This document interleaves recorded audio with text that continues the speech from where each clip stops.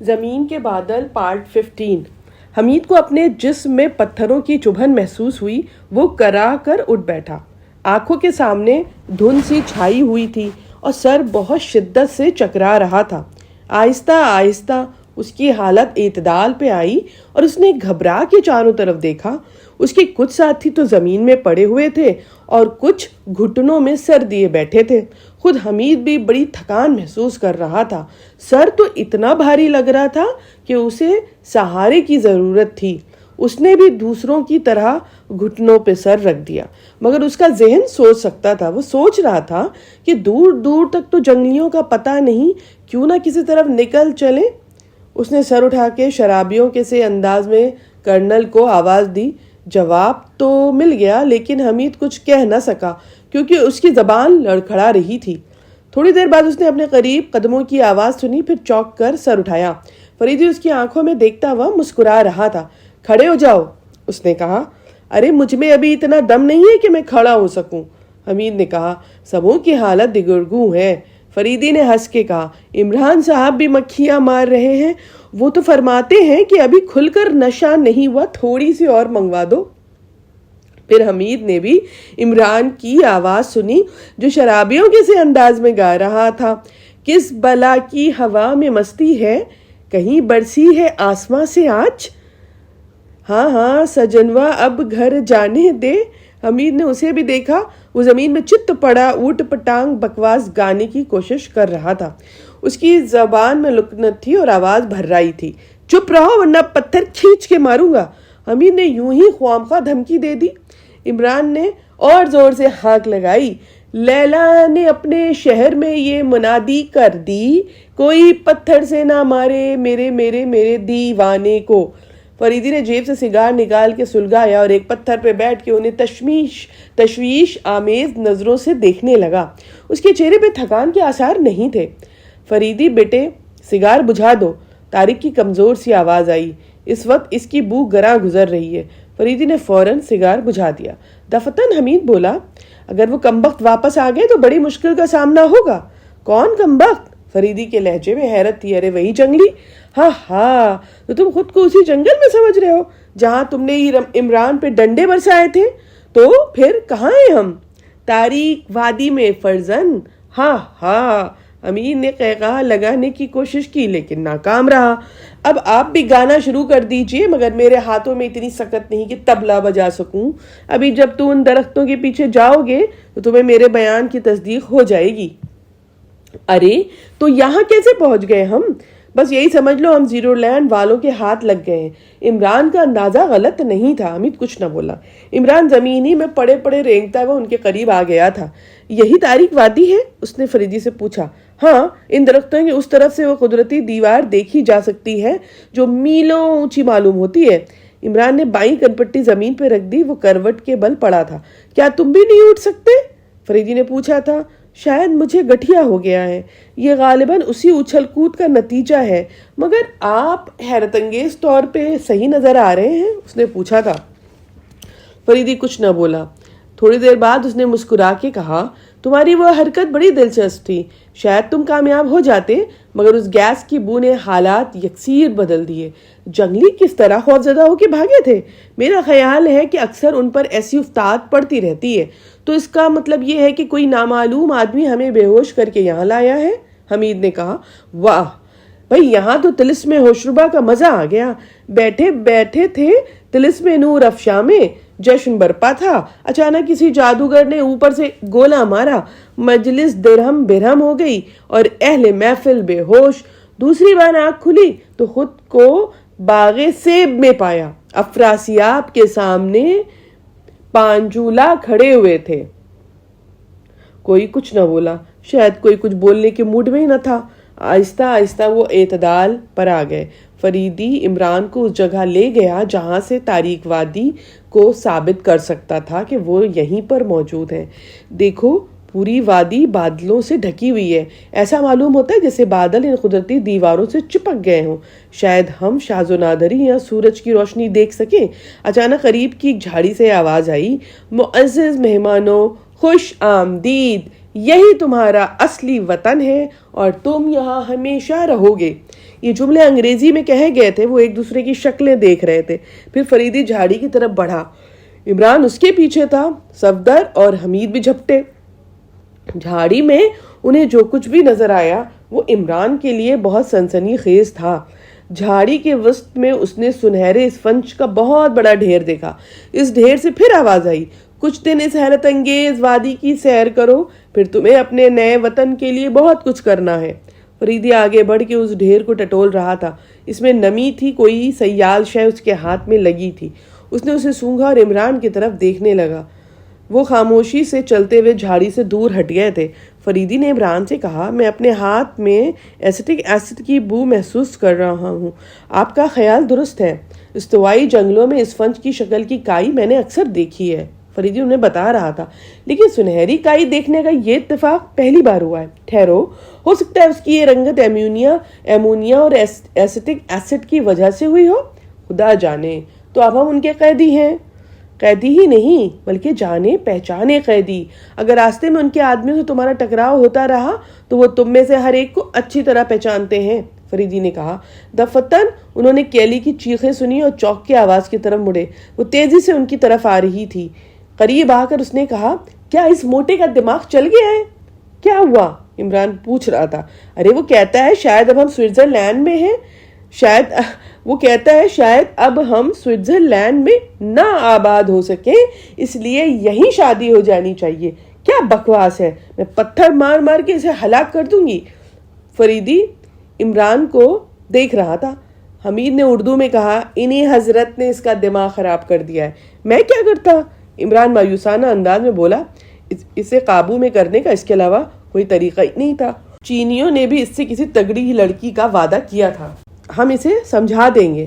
فریدی نے کیلی سے کہا، وہ کمزور دماغ کا آدمی ہے، بہک جاتا ہے، اور ہو سکتا ہے کہ تم نے خواب میں اس سے وعدہ کیا ہو۔ اکثر اوٹ پٹانگ خواب بھی حقیقت کی طرح یاد آتے ہیں۔ کیلی بہت غصے میں دوسری طرف دیکھ رہی تھی۔ حمید نے عمران کو آنکھ مار کر کہا، تم اس چکر میں ہو؟ میرے باپ جو اس چکر میں پڑے تھے آج تک پچھتا رہے ہیں، پھر میں بیچارہ کیا پڑوں گا اس چکر میں؟ بڑے بےہودے ہو، فریدی مسکرا کے بولا تھا۔ طارق بہت اداس تھا۔ اس نے ایک بار بھی طارق وادی کے خزانے کا نام نہ لیا تھا، ویسے وہ راستے بھر اس کا تذکرہ کرتا آیا تھا۔ اس کی اداسی کی وجہ یہ تھی کہ وہ اپنا بیش قیمتی نیولا شکاکی وہاں کھو آیا تھا۔ عمران اس کے ساتھ ہی دم بخود تھے۔ تھوڑی دیر بعد جھاڑی سے پھر آواز آئی، بائیں طرف چلتے رہو دوستوں، تمہیں بھوک لگ رہی ہوگی، آگے تمہاری آسائش کا سارا سامان ملے گا، چلنا ہی پڑے گا، جب تک کہ اس معاملے کا سر پیر نہ معلوم ہو جائے چلنا تو پڑے گا۔ فریدی آہستہ سے بڑبڑایا تھا۔ کچھ کرنے کی ضرورت ہی کیا ہے، حمید تاق کے بولا، ہم طارق وادی کی سیر کرنا چاہتے تھے، کر رہے ہیں، واپسی کا سوال بالکل فضول ہے، کیونکہ مرنے کے بعد بھی کوئی دوبارہ دنیا میں واپس جاتا ہے۔ گڈ، میں بھی ایسے ہی درویشانہ خیالات رکھتا ہوں، عمران سر ہلا کے بولا۔ پوری پارٹی میں صرف قاسم ہی مگن نظر آ رہا تھا۔ 3 دن تک وہ اس وادی کے مختلف حصوں میں چکراتے رہے، لیکن انہیں اپنے علاوہ کوئی نظر نہ آیا۔ لیکن انہیں اپنے لیے 2 بڑے بڑے خیمے نصب ملے اور ان میں ضروریات کی ساری چیزیں تھیں۔ وہ دن بھر مارے مارے پھرتے، شام کو انہی خیموں میں آ کر پڑے رہتے۔ کیلی اور روزہ بہت بیزار نظر آ رہی تھی۔ ان 3 دنوں میں انہیں ایک دن بھی دھوپ نظر نہ آئی تھی۔ وادی پہ چھائے ہوئے سفید بادل ایک جگہ پہ جمے معلوم ہوتے تھے۔ اکثر وہ انہیں کافی دیر تک دیکھتے رہتے کہ شاید کسی گوشے میں حرکت نظر آئی، لیکن کچھ نہ ہوا۔ چوتھے دن ایک سفید فام آدمی خیمے کے قریب نظر آیا۔ فریدی نے اپنے ساتھیوں سے کہا کہ وہ کوئی بھی غیر ذمہ دارانہ حرکت نہیں کریں گے۔ پھر اس نے عمران سے اردو میں کہا کہ وہ گفتگو کرے۔ اس آدمی نے قریب آ کے بڑے دوستانہ انداز میں انہیں صبح بخیر کہا اور کہا، میں مطمئن ہوں کہ میں اس وقت اپنے دوستوں کے درمیان ہوں۔ یقیناً وہ جنگلی تم لوگوں کو زندہ نہ چھوڑتے، اس لیے تم کو یہاں لے آئے۔ وہ آدم خور تھے، آگ اسی لیے روشن کی گئی تھی کہ تمہیں بھون کر کھا جائیں۔ میرا خیال ہے کہ میں ان کے پیٹ میں بڑی گڑبڑ مچاتا، عمران نے کہا، اور پھر تم یہاں آنا بھی تو چاہتے تھے۔ شاید میں تمہیں پہچاننے میں غلطی نہیں کر رہا، تم عمران ہو؟ آہا، تو کیا یہ زیرو لینڈ ہے؟ زیرو لینڈ نہیں، یہ زیرو لینڈ نہیں ہے، بلکہ یہاں زیرو لینڈ کے لیے کام ہوتا ہے۔ یہاں ایسی فیکٹریز ہیں جو زیرو لینڈ کے لیے ضروری سامان بناتی ہیں۔ اوہ ہو، تمہیں مایوسی ہوئی ہے؟ نہیں، میں تو یہ سوچ رہا تھا کہ ان کا نسل کے خزانے کا آخر کیا حشر ہوا ہوگا جو یہاں پر تھا۔ وہ زیرو لینڈ کے کام آ رہا ہے۔ یہ ایک بہت بڑا خزانہ تھا، تم اس کی قیمت کا اندازہ بھی نہیں لگا سکتے۔ یہ جواہرات اور قدیم ظروف پہ مشتمل تھا۔ سونے چاندی کے ظروف اتنے سائنٹیفک طریقے سے محفوظ کیے گئے تھے کہ ان کا ایک بھی حصہ صاف نہیں ہوا تھا۔ وہ یقیناً کافی ترقی یافتہ اور ذہین لوگ تھے۔ طارق جو قریب کھڑا تھا فریدی کو دیکھنے لگا تھا۔ یہی نہیں، اس خزانے کے علاوہ اسے ہیروں کی وادی بھی کہنا چاہیے۔ یہاں ایک ایسا حصہ ہے جہاں کی مٹی میں ہلکی سی نیلاہٹ ہے، چاروں طرف ہیرے ہی ہیرے بکھرے ہوئے تھے۔ کیا اب بھی ہیرے؟ نہیں، وہ سب زیرو لینڈ پہنچا دیے گئے ہیں۔ کھدائی کی جائے تو شاید اور نکل آئے۔ کیا یہاں آدمی بھی تھے؟ ممکن ہے کہ کبھی رہے ہوں، کیونکہ ہم نے تو اکثر یہاں پہ انسانی ڈھانچے بھی پائے ہیں۔ ویسے تم فکر مند نہ ہو، کیونکہ اب یہ وادی آباد ہو گئی ہے۔ ویسے تم لوگ اور کیا کرنا چاہتے ہو؟ وقت ہی بتائے گا۔ زیرو لینڈ کے شہریوں کو کسی قسم کا خدشہ نہ ہونا چاہیے۔ وہ ہر حال میں محفوظ ہوں گے، چاہے دنیا میں کوئی بھی جنگ ہو جائے، کیونکہ زیرو لینڈ سائنسی ترقی کی دوڑ میں ساری دنیا سے بہت آگے ہے۔ آہا، تو کیا ہم زیرو لینڈ کے شہری بنا لیے گئے ہیں؟ اس وقت جب تمہارے قدم اس وادی کی زمین سے لگے تھے نا، تبھی سے۔ بہت عمدہ، یہ تو بہت اچھا ہوا۔ میں زیرو لینڈ کی تہہ دل سے خدمت کرنا چاہتا ہوں۔ کتنے بااخلاق ہیں، کتنے شریف ہیں۔ ارے مجھے معاف کر دیا، میں جس کی ذات سے زیرو لینڈ کو کافی نقصان پہنچے۔ عمران آپ دیدہ نظر آنے لگا تھا، اس کی آواز بھرا گئی تھی۔ ارے وہ کچھ بھی نہیں، تم پریشان نہ ہو، انسان سے غلطیاں ہو جاتی ہیں بھائی، تم پریشان نہ ہو۔ میرے ساتھ کبھی انصاف نہیں ہوا، عمران پھر بولا تھا۔ پرواہ مت کرو، اب تمہاری اپنی منزل کا عرفان ہو گیا ہے۔ مگر پیارے بھائی، کیا اس وادی میں کبھی دھوپ نہیں آتی؟ پہلے آتی تھی، مگر جب تم لوگ زیرو لینڈ کی فکر ہونی شروع ہو گئی تب سے نہیں آتی۔ کیا مطلب ہے؟ یہ مصنوعی بادل ہیں جو ابھی حال ہی میں وادی پہ مسلط کیے گئے ہیں تاکہ وادی میں تمہاری دنیا کے ہوا بازوں کی نظروں سے محفوظ رہ سکے۔ اگر کوئی طیارہ گزرے تو نظر نہ آئے۔ آہا، زمین کے بادل؟ زمین کے بادل، ہاں یہی سمجھ لو، مگر بادل تو ہر حال میں زمین ہی سے تعلق رکھتے ہیں، آسمان سے نہیں آتے۔ پیارے بھائی، مجھ سے بحث نہ کرو، ورنہ میں اس مسئلے پر تم سے گھنٹوں بحث کر سکتا ہوں۔ یہ بری عادت ہے، تمہیں زیادہ سے زیادہ وقت کسی کام پہ صرف کرنا چاہیے۔ ہم لوگ لا حاصل مباحثت میں وقت برباد نہیں کرتے۔ اچھی بات ہے، عمران کان پکڑتا ہوا بولا۔ اب میں کسی سے بھی بحث نہ کروں گا، آخر وہ میرا باپ ہی کیوں نہ ہو۔ ٹھہرو پیارے بھائی، ایک الجھن تو رفع کرو۔ ہاں بولو۔ وہ سنہرا اسفنج، اوہ، تم نے تو اس کا استعمال کیسے کرتے ہیں دریافت کر لیا تھا۔ ٹھیک ہے، لیکن یہاں اس کے اتنے بڑے بڑے ڈھیر دیکھ کے تو عقل چکرا گئی۔ سیاہ فام تھوڑی دیر تک سوچتا رہا، پھر بولا، یہ دریافت محض اتفاقیہ تھی، تمہیں اس کے متعلق ہرگز نہ بتایا جاتا، مگر چونکہ تم اب زیرو لینڈ کے شہری ہو، ایک ذہین آدمی ہو، اس لیے راز تم کو بتایا جا رہا ہے۔ بہت عرصے کی بات ہے کہ ہم یہاں ایک قسم کے راکٹ کا تجربہ کر رہے تھے۔ اس راکٹ میں خاص مقصد کے تحت امونیا اور ایسیٹک ایسڈ کا محلول بھی بہت سی مقدار میں موجود تھا۔ اچانک راکٹ زمین سے ایک ہی گز بلند ہو کے پھٹ گیا۔ ہاں، یہ جو اسفنج کے ڈھیر تمہیں نظر آ رہے ہیں اپنی اصلی ہیبت میں سنہرے نہیں تھے، اور یہ اسفنج نہیں بلکہ ایک قسم کی کائی ہے جو اس وادی میں بکثرت پائی جاتی ہے۔ تو راکٹ پھٹنے پہ ایسیٹک اور امونیا کا جو محلول چاروں طرف پھیلا تھا نا، نیچے کائی کے بکثرت ڈھیر تھے۔ جیسی وہ محلول ان پر پڑا، ان کی رنگت تبدیل ہو گئی اور ہم نے ان میں اپنی آوازیں سنی۔ ہم جو مختلف جگہوں پہ کھڑے ہو کے گفتگو کر رہے تھے، اپنی آوازیں ایک جگہ سے دوسری جگہ پہ سنتے رہے۔ اس طرح ہم نے جانا کہ ٹرانسمیشن کا یہ ایک بہت ہی بہترین ذریعہ ثابت ہو سکتا ہے، اور پھر اسی پہ کام بھی شروع کر دیا۔ اچھا پیارے بھائی، ایک بات اور بتا دو، میں مدام تھریسیا سے ملنا چاہتا ہوں تاکہ ان سے اپنی غلطیوں کی معافی مانگ سکوں۔ مدام تھریسیا یہاں کہاں ہیں؟ سفید فام نے حیرت سے کہا۔ اگر نہیں ہے تو یہ میری بدقسمتی ہے کہ جس کے لیے میں خود کو معاف نہیں کر سکتا۔ پیارے بھائی، اب کام بتاؤ، ہم تمہاری کیا خدمت کر سکتے ہیں؟ کام بھی بتایا جائے گا، 1-2 دن اور آرام کر لو۔ میں تو اس وقت تمہاری خیریت دریافت کرنے آیا تھا۔ ہم تو بالکل خیریت سے ہیں، اور تمہاری بھی خیر و عافیت خداوند کریم سے نیک مطلوب ہے۔ سفید فام دوسری طرف مڑ گیا اور وہ سب اچانک سے بولنے لگ گئے تھے۔ فریدی ایک گوشے میں چپ چاپ بیٹھا تھا۔ عمران کہہ رہا تھا، مسٹر عمران، تم نے اس سے بہت ہی گھٹیا قسم کی گفتگو کی۔ ہم کسی قیمت پر بھی ان کے لیے کوئی کام نہیں کر سکتے۔ ہم مشرقی ہوتے ہی گھٹیا ہیں، عمران نے خشک لہجے میں کہا۔ پھر وہ فریدی کے قریب آیا جو اب بھی خاموش بیٹھا تھا۔ میں اس گفتگو سے مطمئن ہوں۔ میں صرف یہ معلوم کرنا چاہتا تھا کہ وہ تم سے تمہارے مشن سے واقف ہیں یا نہیں۔ اب کیا ارادہ ہے آپ کا؟ فی الحال تو خاموش رہو، پہلے ہم ان کے متعلق سب کچھ معلوم کریں گے، پھر دیکھتے ہیں کیا کر سکتے ہیں۔ ویسے ابھی یہاں سے نکلنے کا سوال ہی نہیں پیدا ہوتا۔ جب نکلنے کا سوال پیدا نہیں ہوتا تو کچھ کرنے کی کیا ضرورت ہے؟ تم نہیں سمجھے، میں یہ کہہ رہا تھا اوپر جانے کے لیے کوئی راستہ ملنا محال ہے، لیکن یہ لوگ تو بہرحال اوپر جاتے ہیں، چنانچہ اوپر جانے کا ذریعہ دریافت کرنا پڑے گا۔ اس سے پہلے کچھ کر بیٹھنا حماقت ہوگی۔ عمران کچھ سوچتا ہوا سر ہلانے لگا۔ فریدی پھر بولا، یہ لوگ شاید جنگلیوں کو پکڑ کے یہاں لاتے ہیں اور ان سے فیکٹریوں میں کام لیتے ہیں۔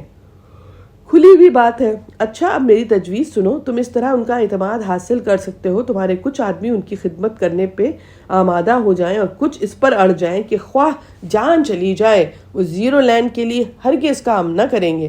آپ کا یہ خیال درست معلوم ہوتا ہے، ایسا ہی کرتے ہیں۔ پھر فریدی کسی سوچ میں ڈوب گیا۔ عمران وہاں سے جا چکا تھا۔ حمید نے جب دیکھا فریدی تنہا ہے تو اس کے قریب آ گیا۔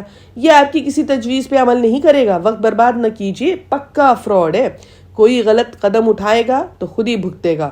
مجھے تو اپنے ساتھیوں کو صحیح سلامت نکال لے جانا ہے، مگر تم اسے فراڈ کیوں کہہ رہے ہو؟ ارے اس رات وہ ڈنڈا اسی ڈفر نے میرے ہاتھ میں تھمایا تھا اور بولا، بڑے بھائی تھوڑی دیر اسے پکڑے رہو ورنہ میں کسی کو کھینچ ماروں گا، کیونکہ مجھے اختلاج ہو رہا ہے۔ اس طرح وہ اپنی اسکیم بروئے کار لایا تھا۔ فریدی پھر ہنسنے لگا۔ اس کی حرکتیں بعض اوقات بڑی پیاری لگتی ہیں، اچھی سوجھ بوجھ کا آدمی ہے۔ ارے جگلر ہے، انداز گفتگو بھی مداریوں کا سا ہے، شاید ہمیشہ بدسلیقہ اور جاہل آدمیوں میں اٹھتا بیٹھتا رہا ہے۔ فریدی کچھ نہ بولا تھا۔ اتنے میں قاسم دکھائی دیا۔ وہ قریب آ کر بولا، میں معافی چاہتا ہوں حمید بھائی، میں نے تمہارا بڑا دل دکھایا ہے۔ کیوں، عقل آ گئی؟ ارے یار کیا بتاؤں، وہ سالہ خالہ ذات پکا 420 نکلا ہے۔ کیوں، کیا ہوا؟ ارے اس نے لونڈیا سے کہا کہ میں بالکل الو کا پٹھا ہوں اور مجھے محبت کرنے کی تمیز نہیں ہے۔ اب تم بتاؤ میں کیا کروں، سر پھاڑ دوں سالے کا؟ پھر یک بیگ اس کی نظر فریدی پہ پڑی اور وہ بوکھلا گیا۔ شاید اس نے اس سے پہلے اسے دیکھا نہیں تھا۔ فریدی اسے گھور رہا تھا۔ وہ تھوڑی دیر احمقانہ انداز میں حلق سے طرح طرح کی آوازیں نکالتا رہا، پھر وہاں سے بھاگ گیا۔ دیکھیے اس مردود نے اس کی بھی مٹی پلید کر کے رکھ دی ہے۔ بھائی وہ اسی قسم کا آدمی ہے، کسی نہ کسی طرح اپنا کام نکال لیتا ہے، خواہ اس کے لیے اسے کچھ بھی کرنا پڑے۔ باوصول آدمی نہیں ہے، لیکن اس کی ذہانت سے انکار نہیں کیا جا سکتا۔ کیا بتاؤں، کاش یہ میرے ساتھ صرف 1 سال گزار سکتا۔ حمید برا سا منہ بنا کر دوسری طرف دیکھ رہا تھا۔ عمران بہت دیر سے عمران کے کان کھا رہا تھا۔ میں کہتا ہوں کیا فریدی قانونی طور پہ ہماری مہم میں شریک ہوا تھا؟ یہ کون کہتا ہے مسٹر؟ پھر تم اس کے مشوروں پہ عمل کیوں کر رہے ہو؟ میں کسی کے بھی مشوروں پہ عمل نہیں کرتا، عمران نے سنجیدگی سے کہا تھا۔ اور پھر میرے عمل کرنے یا نہ کرنے سے کیا ہوتا ہے؟ پارٹی لیڈر تم ہو، تم ہی کوئی ڈھنگ کا مشورہ دو، ہم ان کے لیے کام نہیں کریں گے۔ خواہ ہمیشہ یہیں پڑے سڑتے رہو، اس کی مجھے پرواہ نہیں ہے۔ مجھے تو پرواہ ہے، مجھے ان بچوں کی فکر کھائے جا رہی ہے جو ابھی تک پیدا بھی نہیں ہوئے ہیں۔ تو پھر تم ہم سے علیحدہ ہو رہے ہو؟ اس نے غصے سے پوچھا تھا۔ ہونا ہی پڑے گا، کیونکہ جب سے میں نے اس وادی میں قدم رکھا ہے زیرو لینڈ سے بے پناہ محبت محسوس ہو رہی ہے۔ بس دفع ہو جاؤ سامنے سے تم، میں اس کے علاوہ اور کچھ نہیں چاہتا، عمران نے کہا۔ پھر فریدی کے پاس آ گیا۔ وہ قاسم وہیں پہ تھا جو ہر وقت خالہ زاد کی شان میں قصیدے پڑھتا رہتا تھا۔ فریدی خیمے میں موجود نہیں تھا۔ حمید نے قاسم کو ہشکا دیا تھا، آؤ آؤ قاسم نے عمران کو گھوسا دکھا کے کہا آج میں نے فیصلہ کر لیا ہے۔ روزہ حالانکہ اردو نہیں جانتی تھی لیکن پھر بھی ہنس پڑی۔ یار ختم کرو، اس بے وفا کو بھول جاؤ، تم سے پہلے بھی دنیا میں کروڑوں ناکام محبت گزرے ہیں۔ صبر کرو پیارے، صبر کا پھل میٹھا ہوتا ہے، ٹھینگے کا پھل میٹھا ہوتا ہے۔ قاسم بری طرح جھلا گیا اور پھر چیخا سالے مرو گے تو پتہ چلے گا، تن تن کیڑے پڑیں گے جیسے میرا دل دکھایا ہے۔ ارے پیارے بھائی تمہیں کیا ہو گیا ہے؟ بھلا میں نے کیوں دل دکھایا ہے؟ پہلے وہ تم سے محبت کرتی تھی لیکن یہاں آ کے موسم بدل گیا، اب وہ ہنٹر سے محبت کرنے لگی ہے۔ ہنٹر سے کرتی ہو یا لاٹھی ڈنڈے سے، میں تو تم سے سمجھوں گا۔ او کیا سیدھی بات ہے۔ حمید سر ہلا کے بولا تم بڑے کھرے آدمی ہو، میں جانتا ہوں تمہاری رگوں میں خالص خون دوڑ رہا ہے۔ اس کا کیا مطلب ہوا؟ قاسم آنکھیں نکال کے حمید پہ الٹ پڑا۔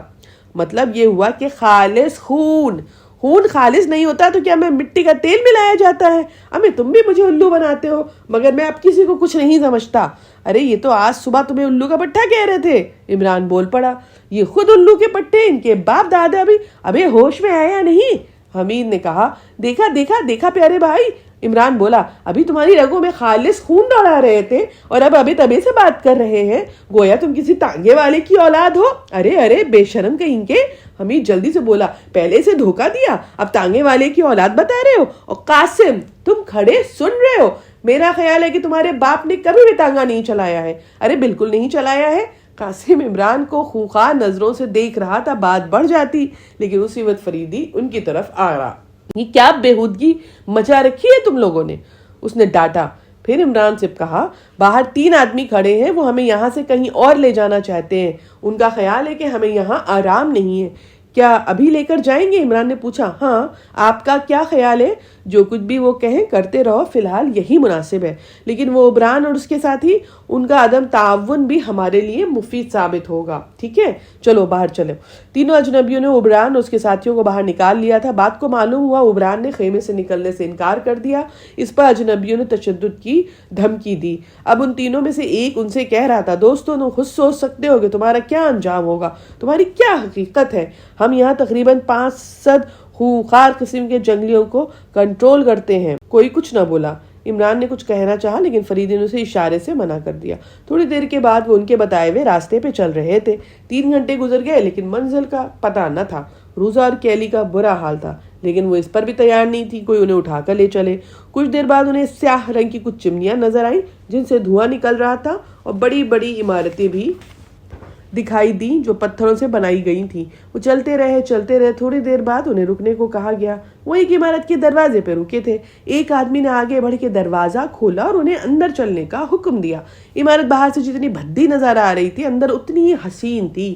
ایک بہت بڑا ہال تھا جس کی دیواریں شیشے کی طرح جھلکتی تھی، مگر یہ ہال چوکور نہیں تھا بلکہ اس کی بغلی دیواریں اس مناسبت سے ترچھی تھی کہ اگر انہیں کچھ اور بڑھا دیا جاتا تو یہ ہال مثلث کی شکل اختیار کر لیتا۔ ہال کے تنگ سرے پہ ایک اسٹیج بھی بنا ہوا تھا۔ وہ تینوں آدمی جو انہیں یہاں لائے تھے وہ بھی شیشے کی دیوار کے پیچھے چلے گئے جو بیچ میں تھی۔ تھوڑی دیر خاموشی رہی، پھر ان میں سے ایک آدمی نے عمران کو اردو میں کہا مسخرے احمق، ہم نے سوچا تھا کہ تم لوگ راہ راست پہ آ جاؤ۔ ارے باپ رے، یہ تو اردو بول رہا ہے، ہو گیا کباڑا۔ عمران بڑبڑایا تم نے ہمیں دھوکہ دینے کی اسکیم بنائی، ہم سے فی الحال تعاون کرو گے اور موقع کے منتظر رہو گے؟ ہاں ہاں، لیکن اس سے پہلے تمہیں راہ راست پہ ہم لے آئیں گے۔ ادھر دیکھو، ہم یہاں صرف 8-10 آدمی ہیں اور 500 جنگلیوں کو کنٹرول کرتے ہیں، کیا یہ ہماری جسمانی قوت کا کارنامہ ہے؟ ہوگا بھائی، میں یقین کیے لیتا ہوں۔ بکواس مت کرو، یہ تاریک وادی ہے، اگر تم یہاں ہمارے خلاف کچھ بھی سوچو گے تو ہمیں اس کی اطلاع ہو جائے گی۔ ہم تمہاری شخصیتیں تک بدل دینے کا دعویٰ رکھتے ہیں۔ اب تمہارے ساتھ کیا کیا جائے گا تاکہ تم ہمارے کارخانوں میں کام دیکھ بھال سکو؟ ہمیں مہذب اور پڑھے لکھے آدمیوں کی ضرورت ہے۔ کیا کہہ رہا ہے؟ عمران نے عمران سے پوچھا۔ کچھ نہیں، میں تمہاری عاقبت نااندیشی کی وجہ سے بات بڑھ گئی۔ توتن عمران نے ایک تیز قسم کی بو محسوس کی اور بے تحاشا حال کے دروازے کی طرف بھاگا۔ یہاں یہی ایک دروازہ تھا لیکن اسے بند پایا۔ بو اس کے اعصاب پہ پوری طرح حاوی ہوتی جا رہی تھی۔ وہ پھر ساتھیوں کی طرف پلٹا، بدقت ان تک پہنچنے میں کامیاب ہوا لیکن اگین اسے ایسا محسوس ہو رہا تھا جیسے اس کے پیروں کی جان ہی نکل گئی ہو۔ اس نے دیکھا اس کے ساتھی آلریڈی زمین پر لیٹ چکے تھے۔